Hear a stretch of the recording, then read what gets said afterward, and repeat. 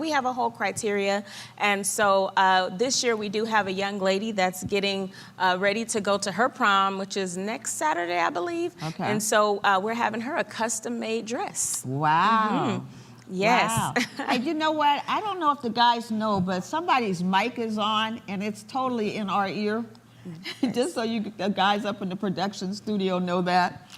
You know, and you just told me something that I need to do.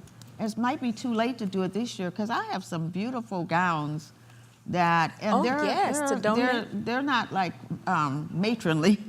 They're like beautiful gowns. And now, so if anybody knows somebody that's a size 4 and they need a beautiful, beautiful prom gown, it's not naked, but it is strapless. Okay. Awesome. And it's beautiful. Yeah, it is absolutely beautiful. So I don't know if the guys know this, to all of our production guys up in this production studio. You guys are totally in our ear. Anyhow, and so I was telling you why I had this blouse on. Okay. Okay.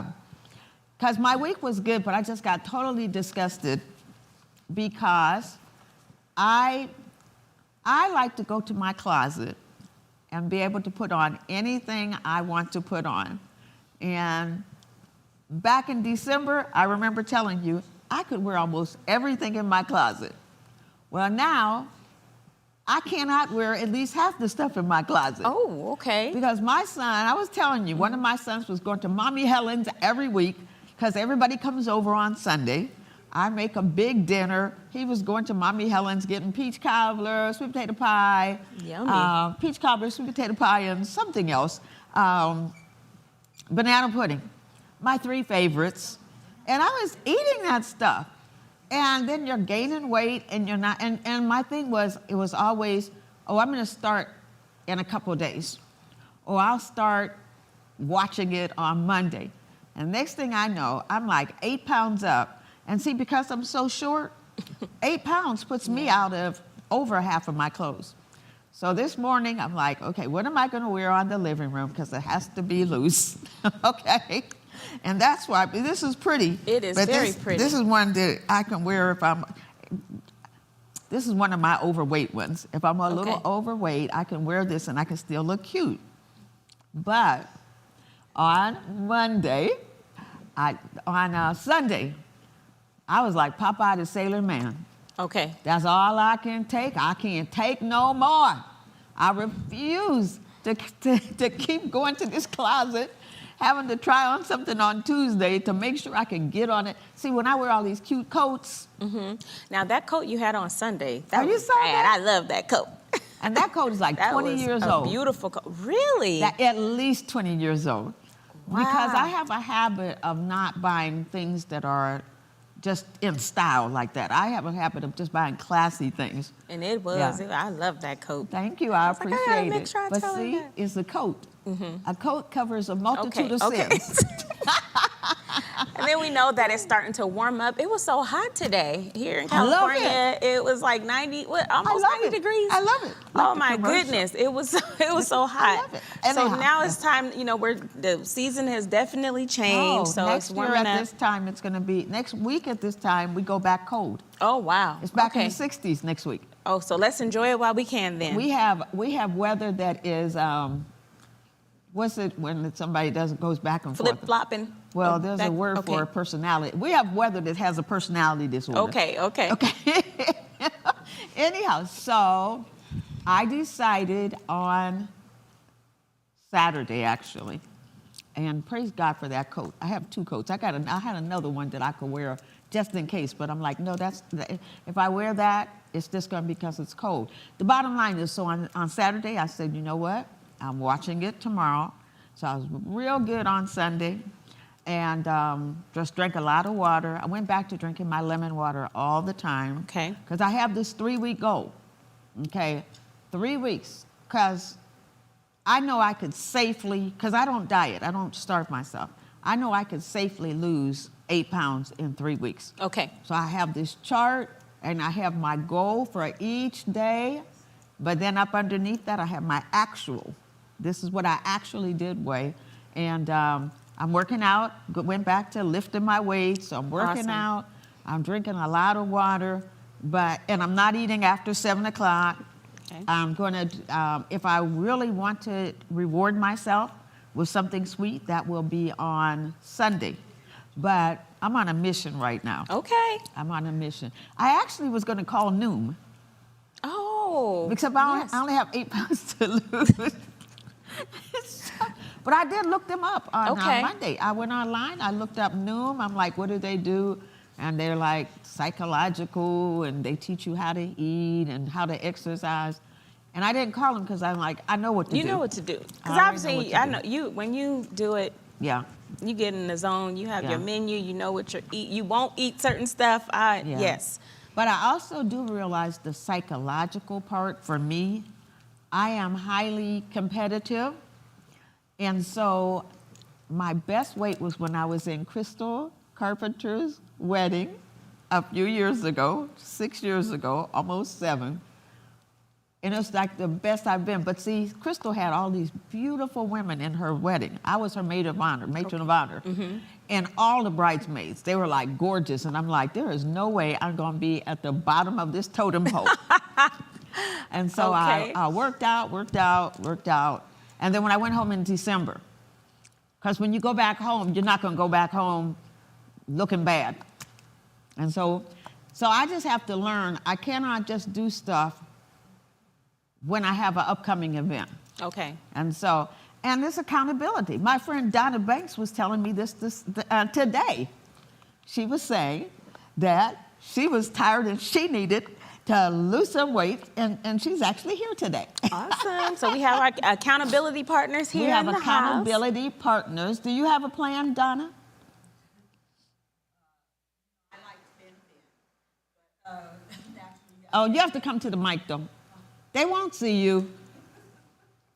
Although they said last time it was jacked up because you were at the mic instead of coming up on the stage, but you can do whichever one. Okay. I'm one of the persons that believe in diet, like pills and things like that to help me get started. I'm not exactly like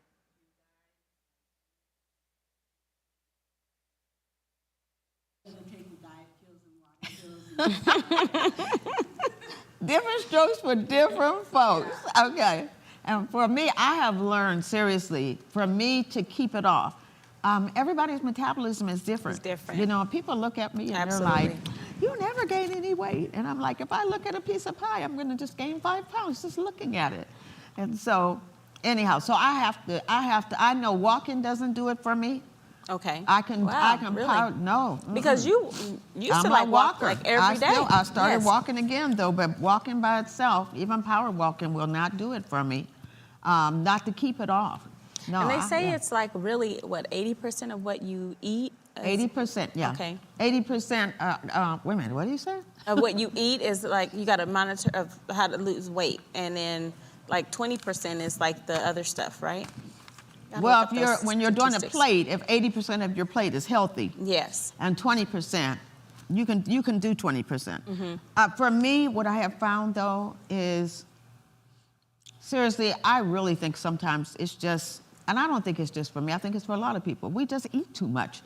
And we eat comfort food, and we eat not thinking about it. You know, we just don't think about it. And we like I said, we comfort ourselves, or, oh, we're just going to do this. I'm staying away from And then we don't move because like Michelle Okay, come Obama on. said, get moving. You got to get move moving. your body, move your I body. like that. What are you going to say, Donna? At this age, though, as you're 45, 50, and up, a lot of it is depending on your body, the metabolism, your body itself. I don't eat a lot of food. And That's right, you I'm sure don't. know I don't eat Right, much you don't. food. Right. But it's not moving. Mm-hmm. You don't Yes. get up and move. Is your metabolism actually working? Is your body functioning properly? That's what we have to worry about when we get this age, above 50 and above, I'll say. Because the body goes through so many changes. And not only physically, but mentally, we also go through changes because our mental is what makes us do what we need to do what's right. That is true. But the metabolism. Hey, Donna, would you hand me that box? So my good friend, Pastor Frank Oliver, put the back camera on her. shout out, Pastor Frank. He opened up a Floyd Mayweather gym in Rancho. And so, so one of my plans, what is going on over here? Oh my Lord. So one of my plans is to go work out at his gym. So he opened up a Floyd Mayweather gym here in the city of Rancho. His name is Pastor Frank Oliver, and so we'll have to get him to come on the show. And so when I went the other week to check the gym out, I loved it because it's not like a regular gym. You're actually fighting. And so it was so funny because he's like, you got to come and fight the devil. And so it's boxing. You're doing like a boxer's workout, like how boxers train. Okay. So it's not like a regular gym, but they do have like some machines and things there, but they have like the dummies that you can punch, and they have trainers that will go with you through the workout process. And so I'm gonna try it out, ladies, and I'm gonna come back and let you know how I like it. Now, and I have boxing gloves, and we have a boxing, whatever you call the thing. We have one of those. And that's a good workout. It's especially good for your waist, which is what I'm always working on. But yeah, I'm like, and you're definitely gonna burn to get those punches in. And so I'm like, Donna, the gym bores me. I don't like going to the gym. I don't know how to use most of the equipment in there. So the gym has never been my thing.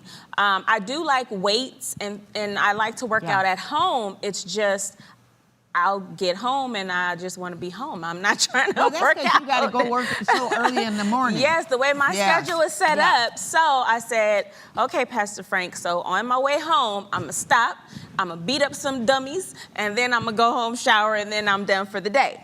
So you do have to have a plan. And I love how you say you have your charts and everything. So one thing for me, you have to have a plan of what you're going to do, whether you try to get something to help get you jump started, whatever works for you, you got to do what works for you. What you're going to do, you have to have what you're going to eat, how much water you're going to drink, and not just what you're going to eat, but what you're not going to eat. And I still always recommend that people have at least one day off. Like I said, Sunday is my day off. So, and I'm okay with that. And people have to understand it's not just the matter of losing the weight, it's keeping it off. So for my chart, I have to, when I get to this next weight, I have to make sure I stay there for at least 3 days. Okay, and I'm still working, but like I said, it's keeping it off. And that's why I choose to lift weights. I just don't believe in just dieting. First of all, I don't think it's healthy. I think you have to eat to lose weight, but you got to eat smaller portions. And what Donna said is really important. People have to know their metabolism. But there is a psychology to this thing, too. Everybody needs to know,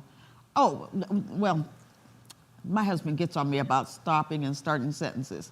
But like Donna, that was just up here to the mic, right now I would not even step foot in her house because she always has this on her family room table. She always has all these little cute candy bars. She has Snickers, she has the Reese, all my favorites. So I'm not walking in our house because at this particular point I'm not as strong as I need to be, that I can resist that. And so, anyhow. I'm with you on that. I love sweets. Oh my goodness. But I'm learning different alternatives too, certain fruits and other things you can do. Honey with my lemon water. I'll do that if I'm just craving something sweet, I'll put some honey and lemon water. But just trying to use other alternatives. And like you said, knowing what I'm gonna do, how I'm gonna get it done. So we're gonna hold each other accountable. Okay, we're gonna hold each other accountable. We're holding you accountable. You go say, I'll come next week and I'll let you know. Because weight loss is slow. Oh, I was gonna tell you one more thing because I promised my friend that I would tell her on this. The weight loss, and I didn't want to interrupt you. Okay. I can't remember what it was. If it comes back to me, I'll interrupt. Okay, current events. Okay, there's a couple of things that are happening right now. And we do have a guest coming on in about 20 minutes, because we came on late tonight, so we're going to be a little bit late. But we'll tell you about her in a little bit. Current events. So I'm so happy that the Will Smith thing has kind of Died down a little bit, Yeah, yes. died down a little I bit. was over it after the I know. middle of the week. After our show, I was like, okay, for me, I felt like, okay, it's time to move on. I mean, I was over it until I woke up Sunday morning. uh-oh. And I started thinking about other actors. I got to pull up your name because I sent you this. I started thinking about other actors and how they punished any other actors. Because they're talking about taking his Oscar or having him return it. Well, they can't do that. But they asked him to, correct? To give it back? No. Actually, Whoopi Goldberg was the one that said they couldn't do that. Oh, okay. And she's on their board of governors. Okay. But this is what I came up with. I'm just, on YouTube, and I see this article, and this is the name of the article. If Hollywood punishes Will Smith, why not these famous white men? And they just started, Harvey Weinstein has 2 Oscars that they didn't ask to take back. And this man had 80 women that said assault, that he sexually assaulted. So no, they're not going to do that, but they can come down with other things.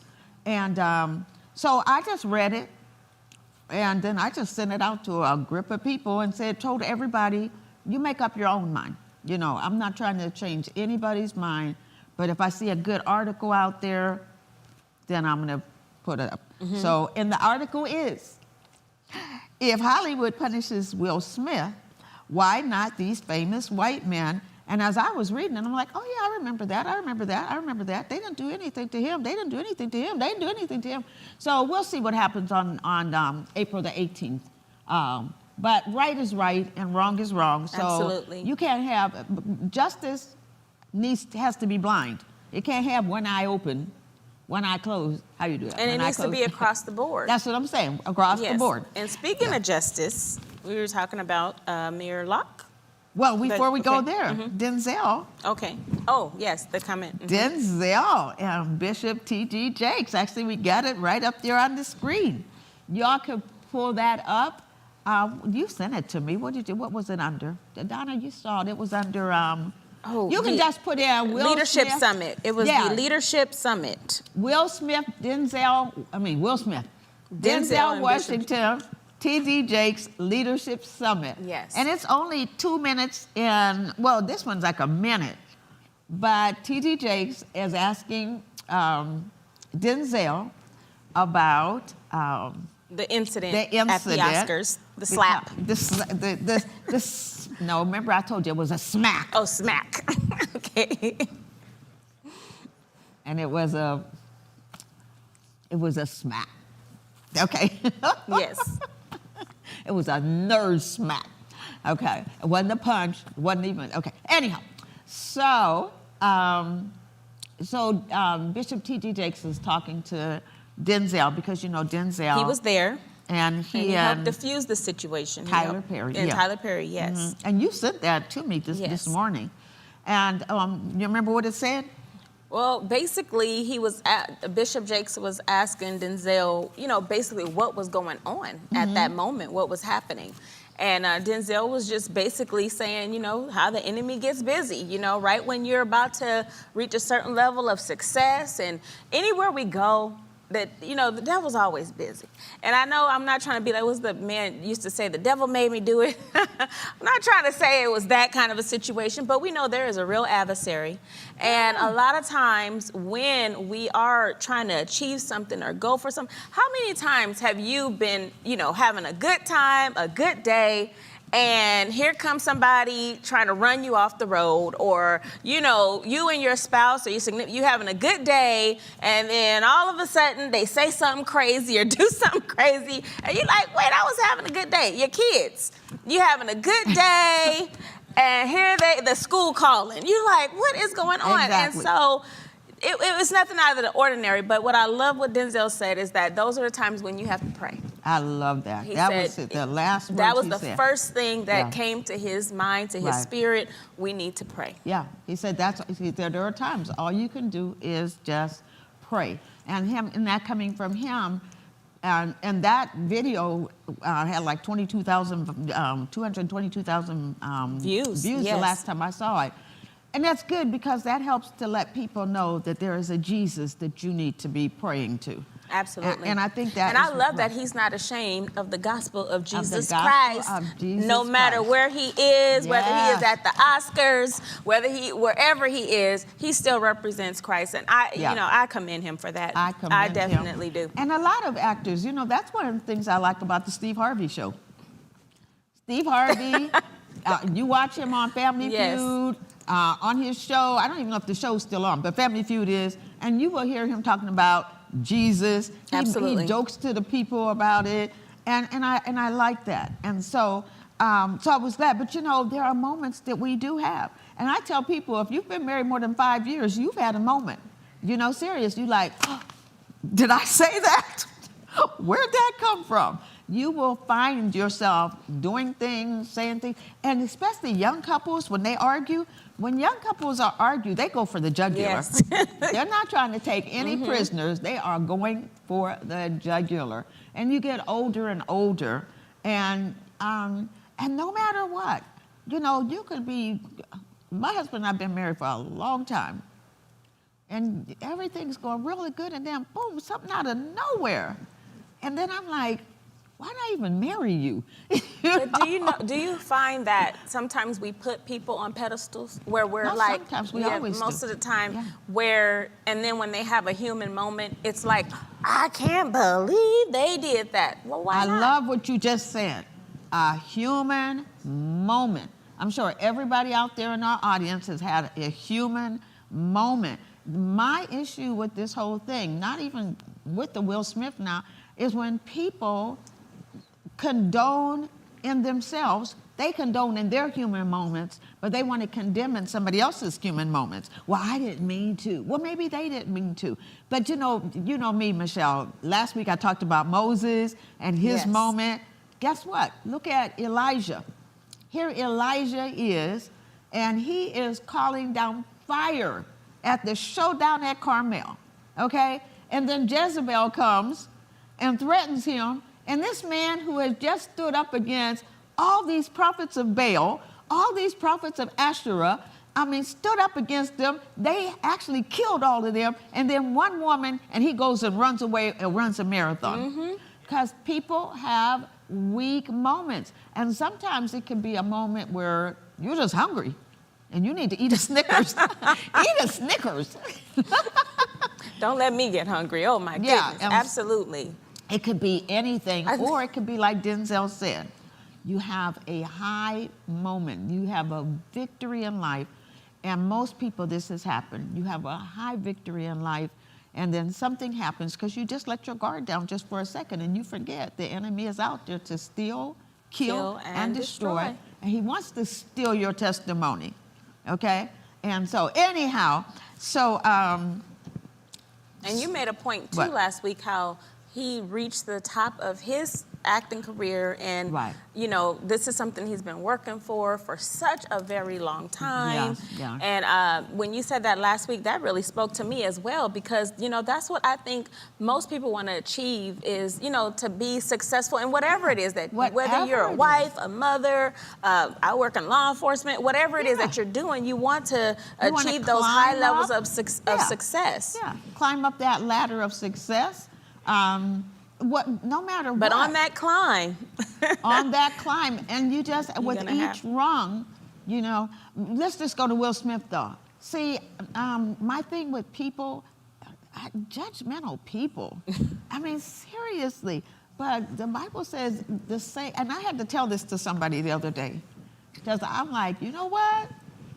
Judge, but just keep in mind, the same way that you're judging him, don't come crawling me when somebody's judging you, because I'm going to remind you, you had no mercy for him.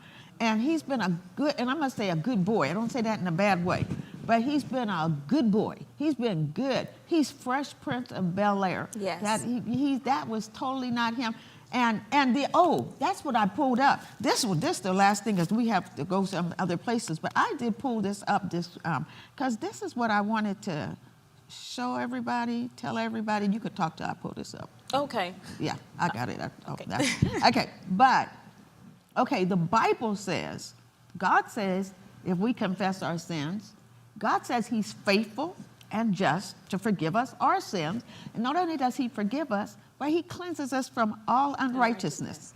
That letter that he wrote when he resigned from the academy, he said that he fully accepts any and all the consequences for his conduct. He says, my actions at the 94th Academy Awards were shocking, painful, and inexcusable. He says, the list of those I have hurt is long. It includes Chris Rock, his family, many of my dear friends and loved ones, all those in attendance at Global Audience's home. I betrayed the trust of the Academy. I deprived other nominees and winners of their opportunity to celebrate and to be celebrated for their extraordinary work. I am heartbroken. I want to put the focus back on those who deserve attention for their achievements and allow the Academy to get back to its incredible work. And then it says, so I'm resigning. But he says, and I will accept any further consequences the board deems appropriate. He says, change takes time, and I am committed to doing the work to ensure that I never allow violence to overtake reason. That is something that you hear very few apologies that are that sincere and that full.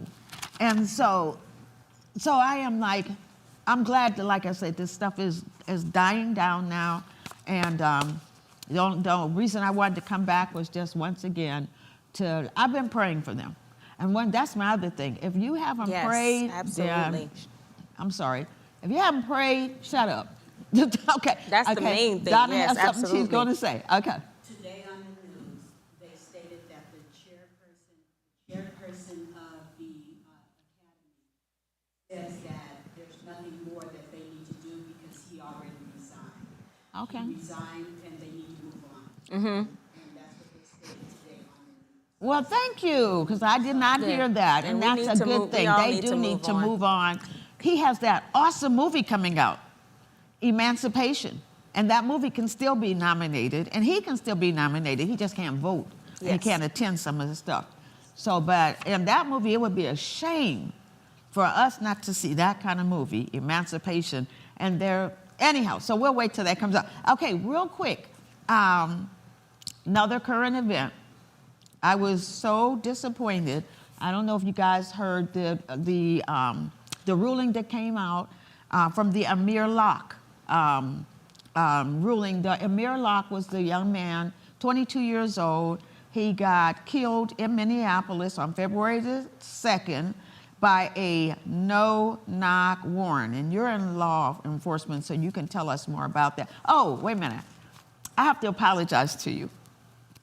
Because, see, this is one of those moments when people talk about stuff and they don't know what they're talking about.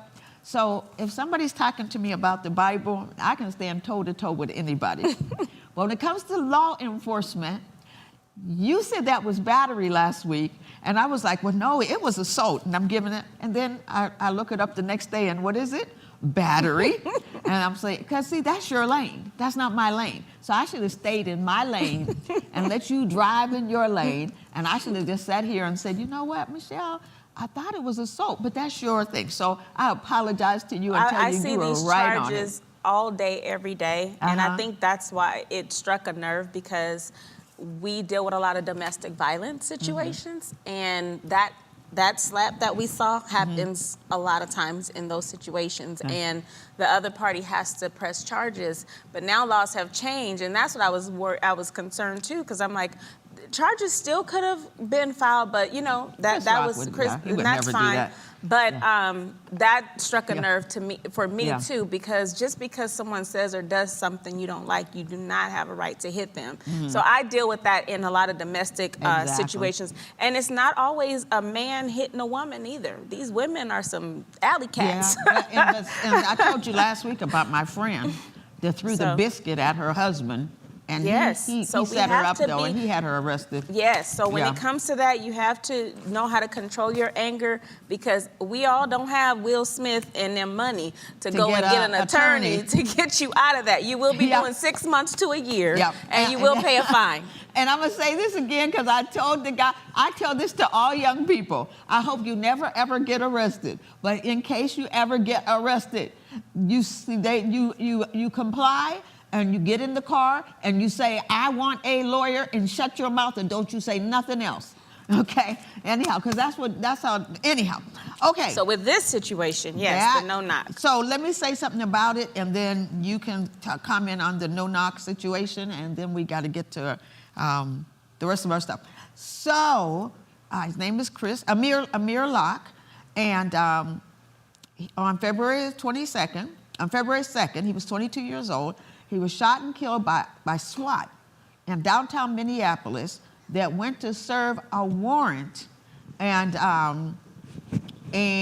he's wrapped in a comforter. It's all over the news. All over. If you turn TV on today, it's on TV.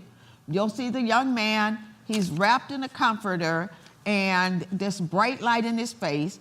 Within 9 seconds of these police coming into his house, within 9 seconds he is shot, and he's just waking up.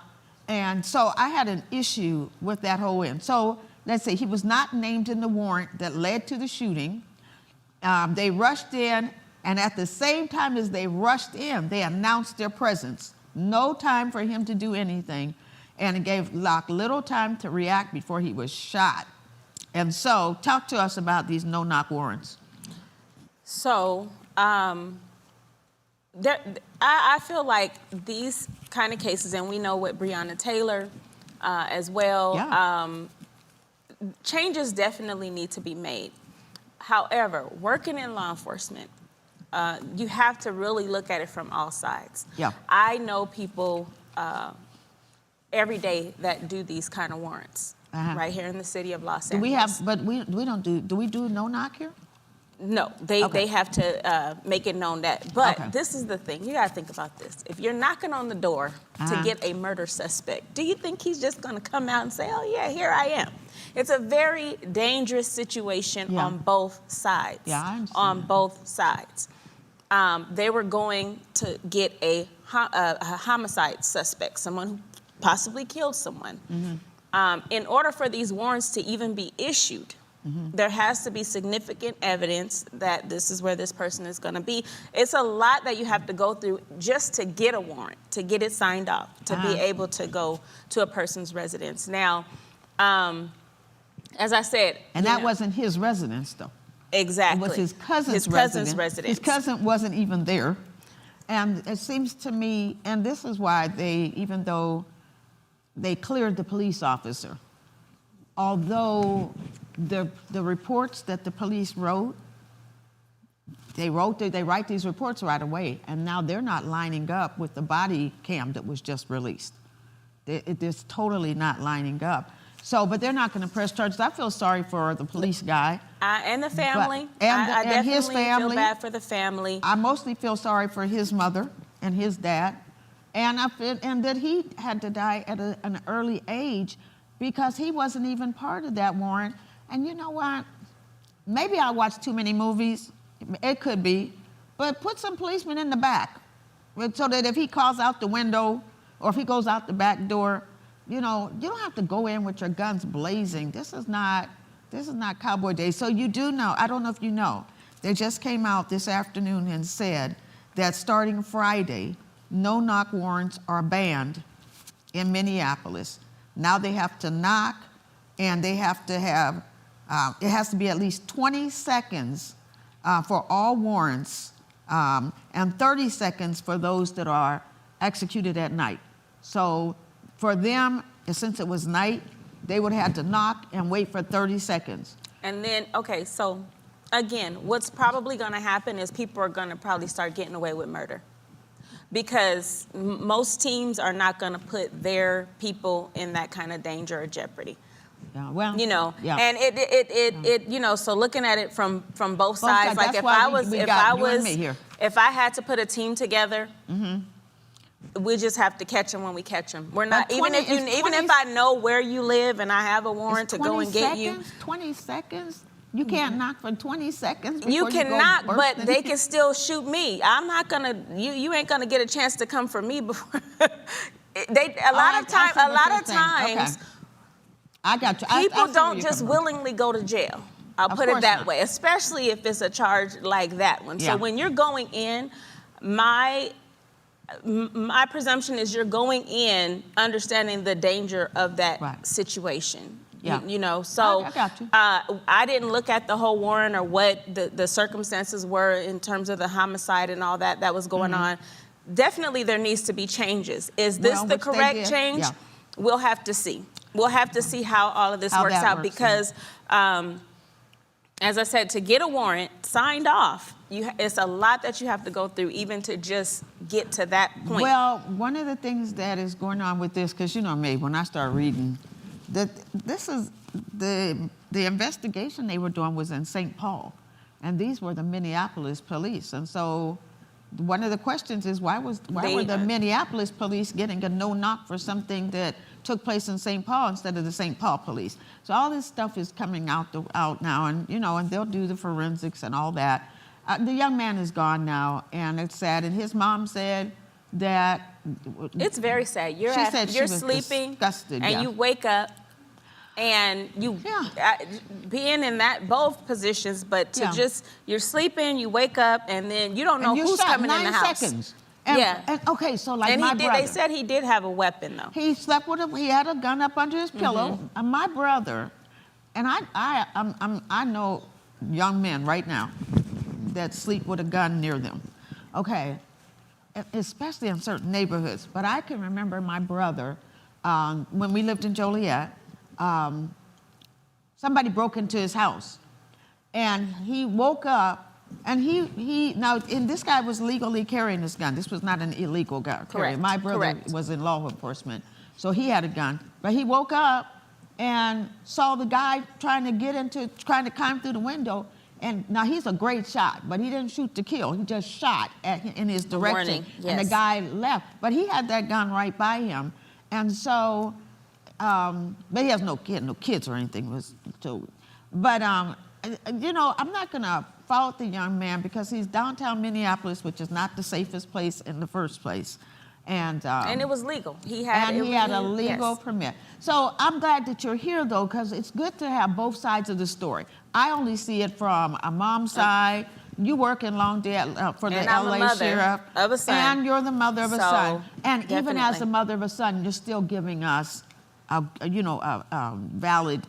Just I the think other when way it to look. comes to these situations, we do have to try to look at all sides of it and not just the side that we, sympathize with the most, which I get it, you know, but at the same time, from the law enforcement perspective, how safe is it for them to just, especially when our job, we're not customer service. We're not dealing with the best clients.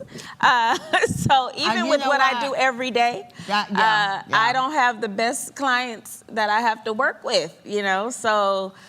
That no-knock law has come up under a lot of scrutiny, period, throughout the country. Yeah. So there's obviously some issues with this. And just the fact that they're doing it so fast. Like I said, on Friday, 20 seconds, you got to knock for 20 seconds. Knock and stand to the side. Okay.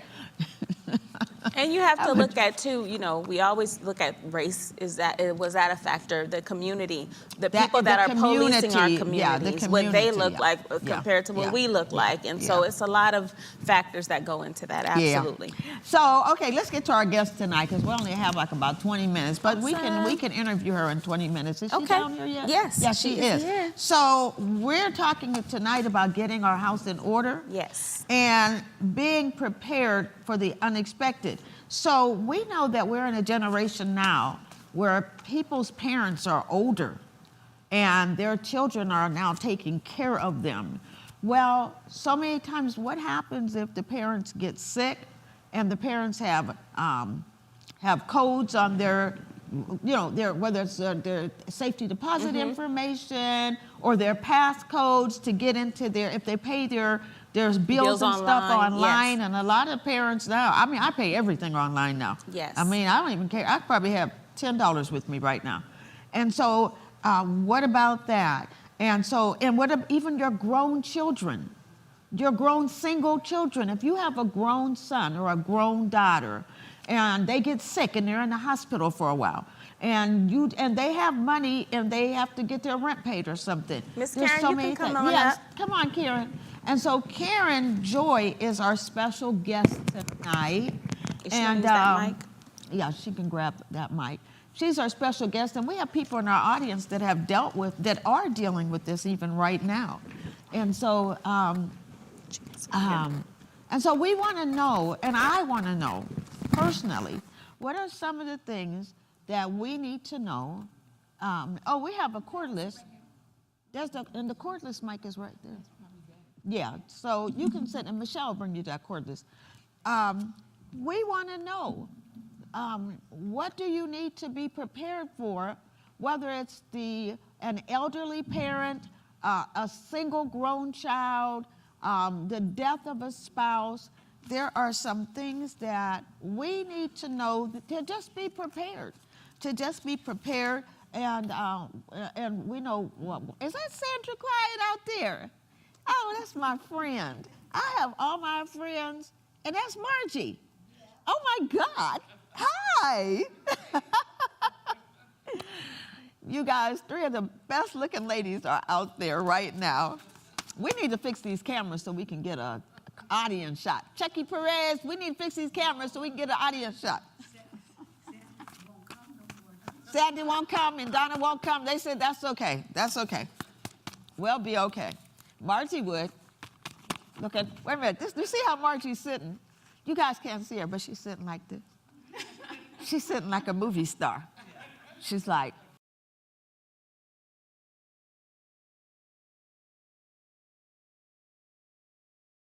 tragedy hit your life, and you had to learn this in a very unexpected way. But we know that even though all things are not good, all things work together for good. Yes. And the same comfort that you've been comforted with, you can comfort us in advance. That's true. By letting us know some things that we need to know. So talk to us, because I got my pen and my paper, and I need to tell my husband I need his passcodes. Oh my goodness. You know, it's so funny. Well, not funny, but it's just interesting. I'm still learning things Really? that oh my goodness. I'm still like, oh, I didn't do that. And so Christopher was a really great person. Let me take these off because I can't see you guys there. Yes. Yes, I was getting ready to tell you that our audience out there doesn't they know don't know who my Chris story. is, so Okay, tell us. so my husband, Christopher Joy, Evangelist Christopher Joy, passed in January of 2020. It's 2 years. It's amazing time. It doesn't even seem like it's been that long. And so he had a stroke. We were in Philadelphia. He had a stroke 2 days after Christmas. And he was in, did this go out? Sound like it. And so he was in the hospital in Philadelphia, and we were working with the social workers, trying to at least get him to a place where he could come back home. So on the day that he actually passed, he probably had another massive stroke. We were getting ready to put him in a, what do they call that? The care that's just temporary. I forget what it's called. Temporary. A facility. Okay. Some sort of facility where it's just temporary, not acute, but where they're working with you just to be able to get him home. But he didn't get that far, and he passed. And so immediately I was thrust into having to take care of business because we had to get him home and just all those type of things. But Christopher, very organized person. He's on top of everything. So Christopher had a piece of paper like this.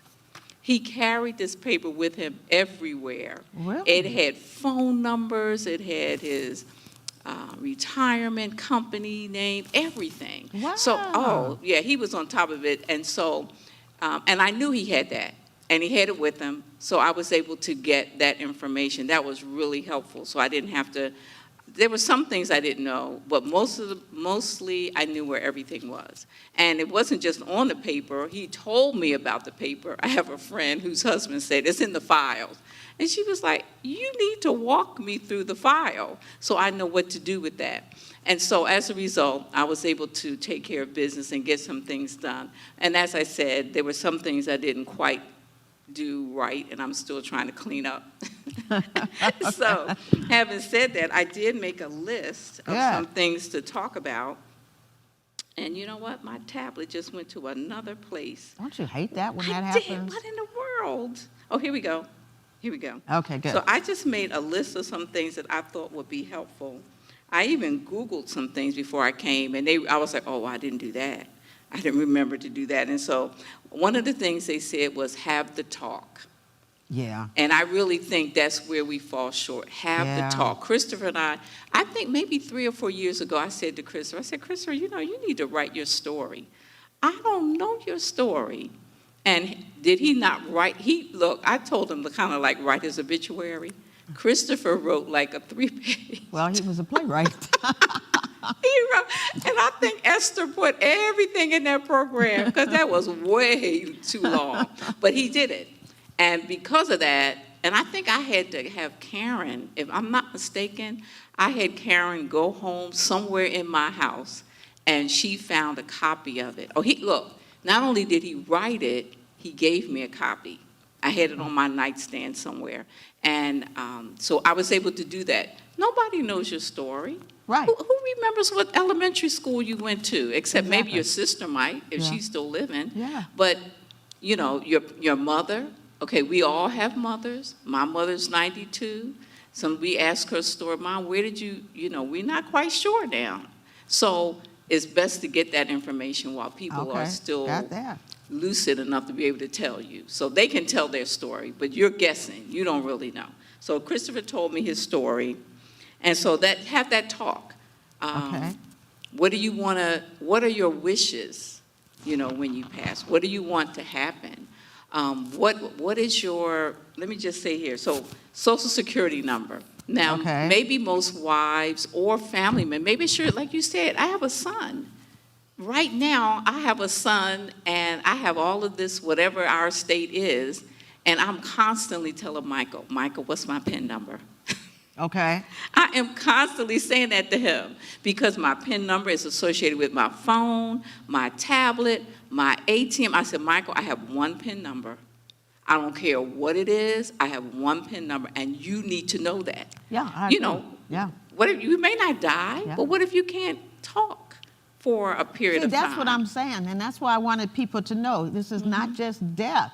It's like I said, what if your child or your parent, somebody's in a car accident? Somebody. Okay, and they're going to get better. What if they get COVID? And they're going to get better, but you can't even go visit them. Right. And like I said, even if they come out, you don't want them to come out and they have lost their house because their payment couldn't get made because you couldn't get to their monies. Absolutely. Okay, so go on. Social Security. Social Security number, and I say that because, to my shame, I was in Philadelphia, number one, and I didn't have all of that with me, and I needed it because in order to do the death certificate, they need to have all of that. And Christopher was in Philadelphia. That means they had to fly his body back. And I asked Christopher, he's pretty, even with the stroke, he was still kind of sharp about some things. And I asked him his number, but there was something wrong. He got some number mixed up. I put that number on the death certificate. They had to do them all over. It was just a mess. And so, look, I wound up having to call our tax preparer. What is it? Okay. And they had it right. So my point is, it's important to know. Okay. Even your children, it's important to know. Your family, who you're taking care of.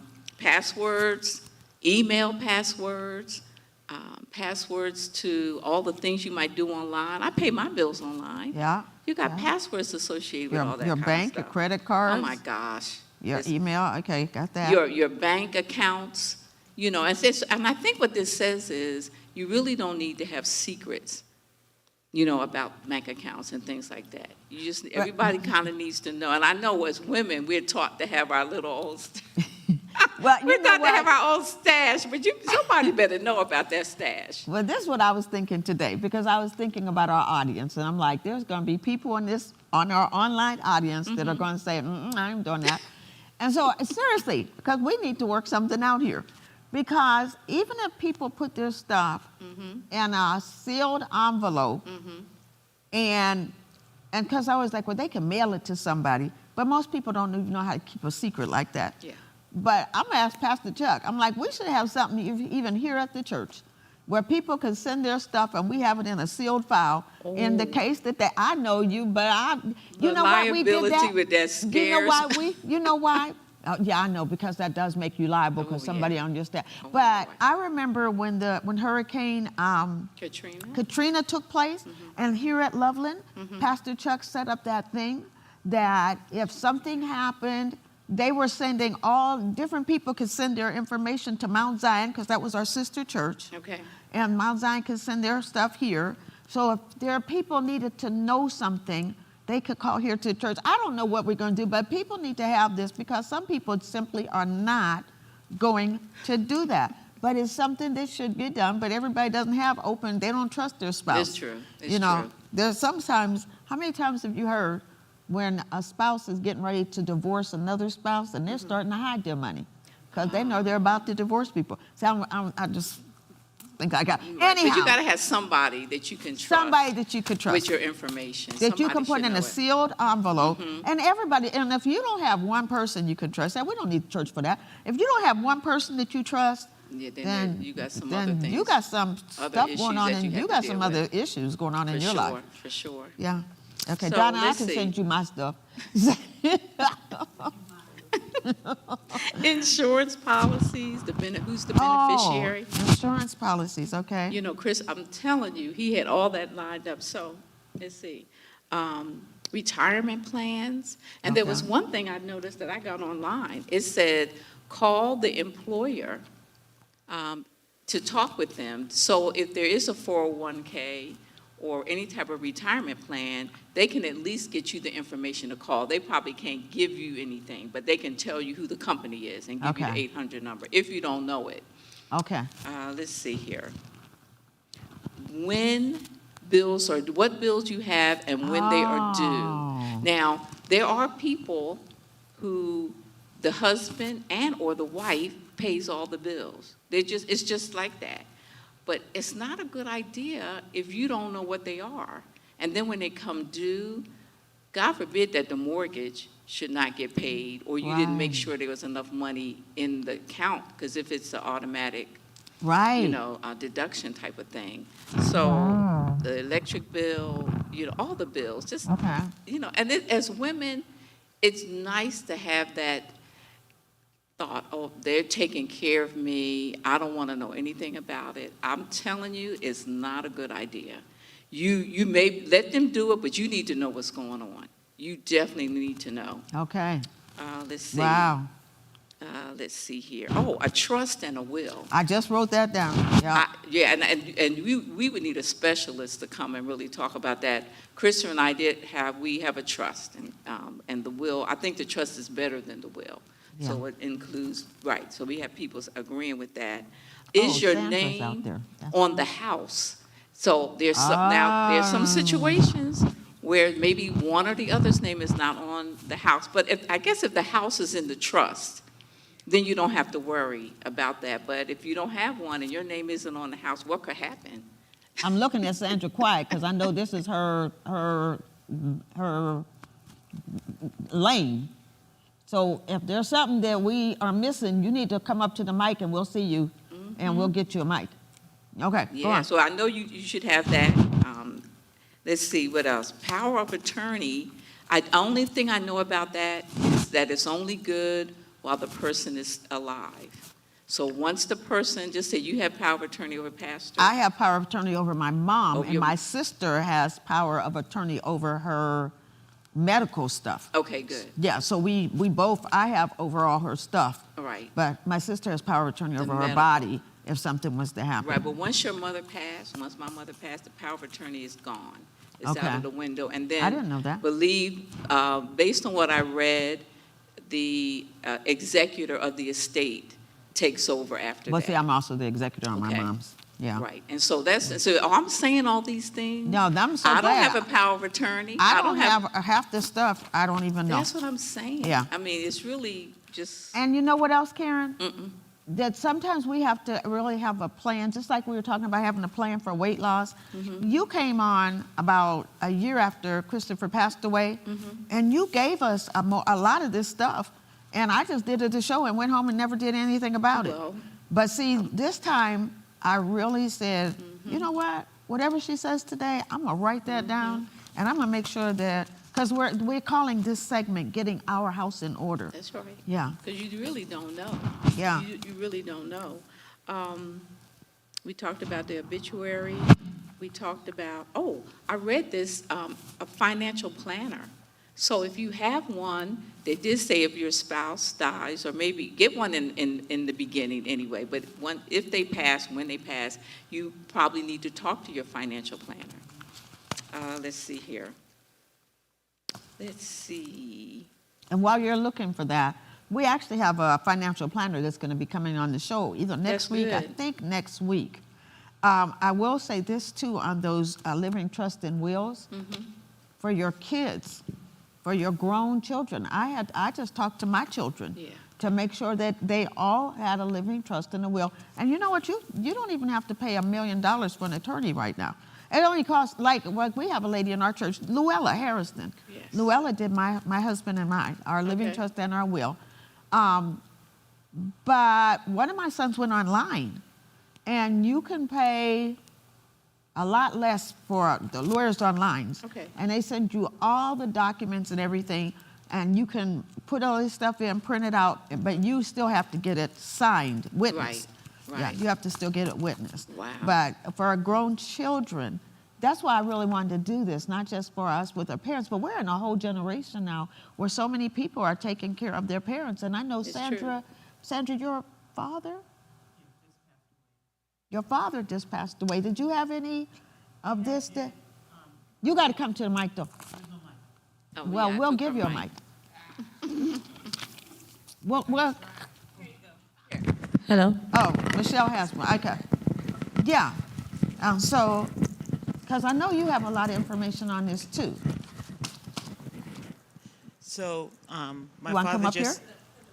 And put Okay, the go mic on. closer to Yeah, you. put the mic closer. Okay. so my father just passed away in February, but last year my Is her sibling, mic on?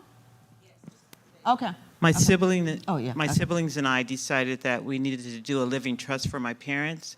So we started the living trust early last year, and it took a long process because of the property and everything that they own, not only in California but in another state. We finished and had the living trust notarized and signed in October, and my dad died February, 4 months later. Wow. And so my brother, one of my brothers is the executor of the living trust, and then I do all the medical. And so for my parents. Okay. And it's very important to get it done. We had no idea that my father was going to pass away within 4 months after we had everything signed and notarized. But everything's in place for my mom, who has advanced dementia. So she couldn't sign anything now if she wanted to. And so we have to take care of everything for her. But it is important to have those things in place. I have a question for both of you guys. If a person has a will, but they don't have a living trust, and they have like a house or something, does that go into probate? I With the believe with will? the will, it does go into probate. With the living trust, it never goes into probate. Okay, so a living trust, that's why you said the living trust is more important than the will. Right. I had kind of did a little bit of research on this a couple of weeks ago, and that's what I thought. So, Yes, and then with the will, it can be, someone can say, I And disagree contest with it. the will. Yeah, contest the will. okay, so a living trust. And I guess that's why attorneys usually do both of them at the same time. I know we did both of ours at the same time. Right. Wow. Yeah. Margie, were you getting ready to say something? Oh, I was just gonna comment. Well, you got to come up to the mic. Well, I don't wanna comment while But they can't see if you took your shoes off, or and yet she can even hand you the mic, because that's why I'm glad you guys are here. And because then I know that Sandra's father just passed, Donna's mom and dad are elderly now, and so there's so much that you guys could tell us. Okay. Yeah. So my husband passed also. That's right. Yeah, he passed about 5 years ago. Okay. But luckily we had our house in order, so to speak. We had the living trust, and we also have the will inside the living trust. So we already had that already established. But the difference between the will, just a will, and a living trust is that the will can be protestable. So somebody can just disagree with it, and then they could keep it held up in court for months, years. Yeah. But if you have the living trust, typically it's not, And then some people put in their will, if anybody protests, or contest it, then you get $1, So, yeah. But no, I agree 100% with what you said. Luckily, I kind of handled a lot of the business in my family, the bills and everything, and I knew my husband's Social Security number and all that stuff. But he was a military man for like 35 years. So, but I had a challenge writing his obituary in the beginning, but I was able to, because he was in Vietnam and all that good stuff, and I wanted to kind of showcase his entire life in that. But I was lucky because I had his boss, and he was very, very helpful, and he had a military funeral too. So I'd go through a lot of red tape, but it went very, very smoothly because I had someone to go to. Hank couldn't tell me what to do, but I knew I had to get in contact with the VA, Yeah. But yeah, knowing the Social Security numbers, and you talked about even with a living trust, you have a lot of household things in your home. I have a lot of antiques. I always say I'm gonna leave it to Donna because she's the only one that appreciate it. But but so you have a lot of antiques, and I have some nice stuff in my house. And as soon as you die, I can see my sister and brother just breaking in and just grabbing. And then I have a collection of purses because I love purses. So I already decided in that living trust, there's an area in the back where you can list all of your items. I want my television to go here, I want my furniture to go here, I want my antiques to go there to whoever person. Yeah. And so that's always good to have too, so that people coming in, if you have siblings, family, they're fussing and fighting, about, what they want. So I would also recommend that you also include, that information in your living trust. Charlene, you got a lot of nice things. And, you have a daughter-in-law, you have sisters and so forth, and so, you really need to identify, you don't have to identify every little thing, but the special things and certain things you want people to have. So you can just add that to the back of your trust, and if you want to get it notarized, sign it, that'll be great. So it's just as if it will be part of the trust, so I would definitely highly recommend that. And I think that, it's a lot of people don't like to talk about it. They really don't. Before my dad passed, I had to have that conversation with him. Well, I don't want to talk about that now. And, he's old school, so, but we really need to have that talk, particularly we have children and so forth. We need to have that talk. I know it's uncomfortable. People want to hear it. Mom, you're not going to die, but yes, you are going to die. So it's important for everyone to have that conversation with their children, with their husbands. My girlfriend, Lydia, she didn't know anything about the finances in her house. Her husband took care of everything. So I said, Lydia, if something happens, what would you do? You guys got a home and so on and so forth. Well, I don't know. I said, well, you need to get to know. And I was their executor, and get your executor that you can trust. I was their executor, and I knew more about their finances than she did. And so I said, no, you need to talk to your husband. He needs to show you what all the paperwork is. I had a copy of their trust before she even had a copy of it. But I said, no, you need to give it to your husband and let him know, so you can show you what to do. They have children and so forth. And so she did. She eventually did that, so I'm so happy. But yeah, I definitely encourage everyone to get a living trust, get an executor if you don't have your husband. Well, with my husband, I was the executor and vice versa. But he just happened to leave before I did. So now I got someone else, to be my executor. And you know what? That is, and I love, Karen, I love what she just said, because, and now I do think this is, just from my life, I think it's more with the guys that don't want to talk about death. I can't say for sure, but I do know it's almost like people feel like if I talk about it, I'm going to die. Yeah. Or You know. if I talk about it's because you are anticipating. So what do you want me to die? You Put know, the- like if you put talk the- to a put your parent. mic Oh, up. so sorry. Okay. So it's as if you talk about it to maybe someone else, it's like, are you trying to hurry me up? Like your mother or my mother. I don't want to, what you talking about that for? You know, that type of thing. I'm going to give a couple other ones too, and then I'm going to let you do the final. As far as, do you want to be cremated or buried? Absolutely. Okay, I think that's very important. It is. And honestly, I know people, they just get afraid of doing these things, but if you want to be buried, then go on and get the policy from the cemetery. I think it's so hard on the family members. It We is. have two bereavement pastors here at our church. I'm one of the bereavement pastors, and Pastor Hugh Harrison is the other one. So we go through this all the time with families, trying to decide, would they want to be cremated? Would they want to be buried? Where are they going to get buried? Right. And then I have written, I love to write anyway, so that's something that I've written obituaries for people in the church. And like I said, it's a joy for me. I interview the spouse that's left, and then I write it up. But once again, like for me, I don't want, she was born to this and this parent. She went to this school. She accepted Jesus at an early age, and she survived by this. That says nothing about the life that I have lived. So what Chris did, I think everybody, and we're actually going to do something with our women's ministry, and it's going to just called Celebrating You. We just want you to celebrate you on paper, and then we're going to have Luella here. We're going to have Esther here. Esther does programs. Esther Alexander has her whole program booklet done.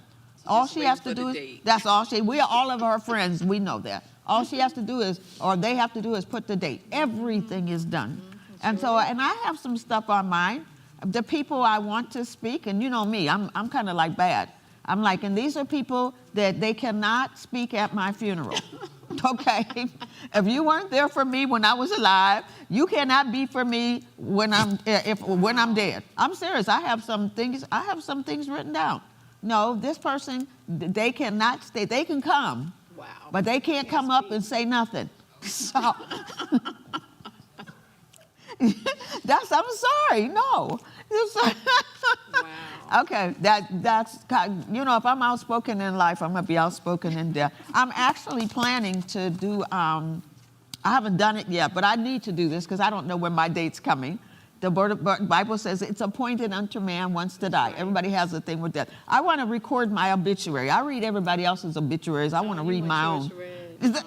You could do that. You get a good recording. Get a good recording. And remember, Miss Minnie Anderson wrote hers because I read it, but she had wrote it. Okay, you have anything else? Because we I want just to had make some sure. fun, a couple of maybe not so serious Thank things you. that I 'Cause we was want like. to end on a funny note. Well, it's not funny, Well, but I would say fun. these are, before Hi. we said things you must do or should do. And now I have some things that you could do, I think that might help. Number one, make sure you have a AAA card. And I think most people probably have that. You need a AAA card because you don't know when you might be somewhere and your car, Well, if the you got- battery goes out. Okay, I was going to say if you got an old car especially. But look, Okay. I was just in the parking lot last fall, and I turned my car on, and it got that weird sound. And look, and I was around men, Bobby, Brian, all, and I turned and Vince Daniels. I was like, did y'all hear that? They didn't even stop talking for a minute. Anyway, Okay. but I'm just saying it could happen to you. Okay, AAA Know card. how to check your oil in your car. Now, I know this might fly against what women might want to do. It's just a dipstick. Take it out, wipe it off, put it back in. It'll tell you how much is in there. You never know. Know how to do it. Okay. That's a good one. Because good if your husband does all that for you. You just never know. You don't know. What else am I going to say? Know how to check the air pressure in your tires. Okay. You can buy a portable, Billy Bauer brought a portable thing about this big at AutoZone. It will check the pressure in your tire, and it will put air in your tire. You just stick it into the lighter Really? thing. Oh, wow. Yes. It's Okay. wonderful to have. AAA may not be able to get to you for 3 hours. You know it can be like that, right? Okay. So I Pastor Shaw was like, okay, it's a portable inflator. You can get a portable charger, a big one that can charge multiple things. Keep it in your car. Also, if you're married to a man that does all the work in your house, and then something happens to him, and then you're like, okay, who am I going to get to fix this? Get a list while they are living of people that they recommend that you can trust. My girlfriend did this in Philadelphia. Okay. Wow. You need to know who to call. You need a handyman. Okay. You do. Things go Okay. wrong in your house. Maybe you can fix them. So it all depends on how you were raised. Maybe you know how to change something in your sink. See, that's what I'm talking about. So, and know how, you're going to laugh at this, know how to pump gas. And I only say that because there might be some women whose husbands fill up their car and they never do it. But no, and there's nothing wrong with that. But just know that you know how to do it in case something happens. You don't have anybody in that role anymore. That's all I'm saying. Well, praise God. Pastor Shaw, Yeah. tell them to learn how to use their bank card. But the ATM card? Use their ATM card. There's ladies that do not know how to use the ATM card. Oh, wow. Yeah, because Karen has a lot of older friends. Wow. What And happened? some of the old people, they need to learn, they need to know that. Thank you for that, Karen. And you know what? Our That's time it. is up, but I do have a couple other things that you just made me think about. What's that? One, how to flip your breakers in your house. Oh. Okay. Ooh. 2, how to get where your gas shut off thing And your is, water. your water, Yes. and your electricity in case Yes. there's an earthquake. Yes. And so you need to know that. And thank you for letting, we have a lady in our church. She came to my house and she needed I was asking her about her gas and she's like, I don't pump gas. She didn't know where her gas tank was. She's like, my husband fills up my gas tank. Okay. Her name is Donna Banks. Okay, Miss Donna. I'm like, You got it going on like if that. you tell that to people, nobody's going to like Pastor Rob. It's okay. I know it's okay, and you know what? All these things, and what we're going to do, and Michelle will have to tell me how to do this between Michelle and Chucky Jr. and Chuck Perez. We need to put this stuff up on this list, up on our living room thing, so people when they see it. So we're going to get this list all nice and we'll even put some graphics behind it. Okay. We'll have Dave Wheaton put some graphics. But this list, I mean, this is very extensive, and I probably have done like half of these things. And so thank you. You're Thank you, welcome. thank you, thank you. So yes, let's give her a hand clap. Because you know what? You didn't curl up and just, you didn't curl up in a ball and stay there. No. You know, I've watched you the last couple of years, you know, come back. And I know you have your moments. We don't see them, though. But I'm sure you do. Yeah. And after 2 years, do you still have there are the moments for somebody out there who's lost their spouse? Do the moments get further and further apart? Or I think it depends on the person and how you deal with the moments. I do notice that in January, around that time, I start dealing with anxiety. And, you know, sometimes you can't always put your finger on why that happens. Right. And so I just have those, and then it's just weird. They just come up and go away. So now I'm kind of feeling like I'm going on the other side of that anxiety, because we're not too far from January. So those things still happen. And just so people know, Karen, I know we're about to be done, okay? Karen is our new children's pastor. Yes, and we are opening up our children's church on Easter Sunday. Yes, yes. yes. Not this coming Sunday, but the Sunday after that. Bring your children. We have all brand new facilities upstairs, and they are absolutely incredible. She has an awesome team. So we asked her to join us. Okay, so we are so overtime tonight, but we thought that this segment would take like 10 minutes. I know. But praise God. Thank you for the comprehensive list that you've given us. Thank Donna, Sandra, Margie. We'll see you next week on The Living Room. Bye. Bye.